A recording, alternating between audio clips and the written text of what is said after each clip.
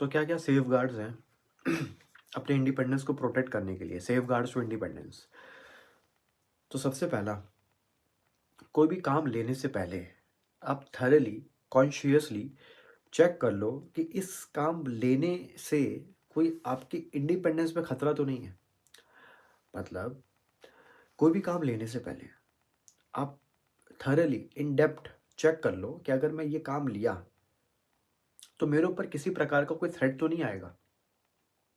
5 तरीके के थ्रेट होते हैं, आपको पता है। Self interest, self review, familiarity, advocacy और इंटिमिडेशन। आप चेक कर लो कि इनमें से कोई थ्रेट तो नहीं आएगा।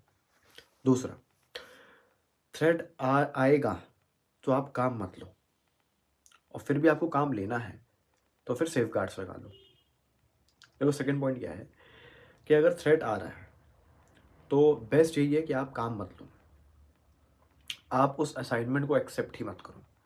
बट फिर भी आपको इंटरेस्ट है काम लेने में, काम अच्छा लग रहा है आपको, तो फिर आप सेफ गार्ड्स लगा लो। सर सेफ गार्ड्स मतलब, एग्जाम्पल, मैं उस कंपनी का शेयर होल्डर हूँ, या मेरे पास उस कंपनी के कुछ शेयर्स हैं, पाँच छः शेयर्स हैं। तो ये कौन सा थ्रेट हो गया? ये हो गया सेल्फ इंटरेस्ट थ्रेट, क्योंकि मैं उस कंपनी का शेयर होल्डर हूँ, तो कहीं ना कहीं मैं उस कंपनी से डिविडेंड एक्सपेक्ट करता हूँ। तो ये हो गया सेल्फ इंटरेस्ट थ्रेट।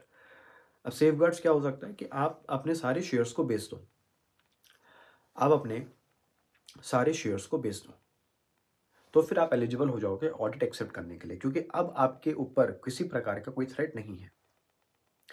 तो दूसरा पॉइंट ये था। तीसरा पॉइंट क्या है कि अगर आप सेफ गार्ड्स भी नहीं लगा पा रहे हो तो फिर आपको लेना ही नहीं चाहिए ऑडिट। क्या क्या सेफ गार्ड्स हैं? सबसे पहला, कोई भी काम लेने से पहले कॉन्शियसली थरली एक बार आप चेक कर लो कि इस काम लेने की वजह से मेरे ऊपर कोई थ्रेट तो नहीं आएगा। दूसरा पॉइंट, अगर थ्रेट आएगा तो आपको वो काम नहीं लेना चाहिए, फिर भी आपको काम लेने का मन है तो फिर आप सेफ गार्ड्स लगा। तीसरा, सेफ गार्ड्स भी नहीं लग सकते हैं। अब जैसे कोई ब्लड रिलेशन है तो उसमें कहाँ सेफ गार्ड्स लग सकते हैं? जैसे वो मेरे फादर इन लॉ हैं या मेरी मदर इन लॉ है, तो आप कैसे सेफ गार्ड्स लगा सकते हो? नहीं लगा सकते। तो सेफ गार्ड्स लगाना पॉसिबल नहीं है, तो ऐसे केस में काम लो ही मत। एक बात हमेशा ध्यान रखिएगा, एक ऑडिटर को इंडिपेंडेंस रखना भी होता है और इंडिपेंडेंस दिखाना भी होता है। मतलब इंडिपेंडेंस ऑफ माइंड भी रखना होता है और इंडिपेंडेंस इन अपीयरेंस भी रखना होता है। दो तरीके के इंडिपेंडेंस होते हैं, इंडिपेंडेंस ऑफ माइंड और इंडिपेंडेंस इन अपीयरेंस। तो हमेशा आपको इंडिपेंडेंस होना भी है मेंटली, और इंडिपेंडेंस दिखाना भी चाहिए, मतलब दिखना भी चाहिए लोगों को, पब्लिक को दिखना चाहिए कि आप इंडिपेंडेंट हो। तो ये था आपका। चलिए, होपफुली आपने सीखा होगा। Thank you.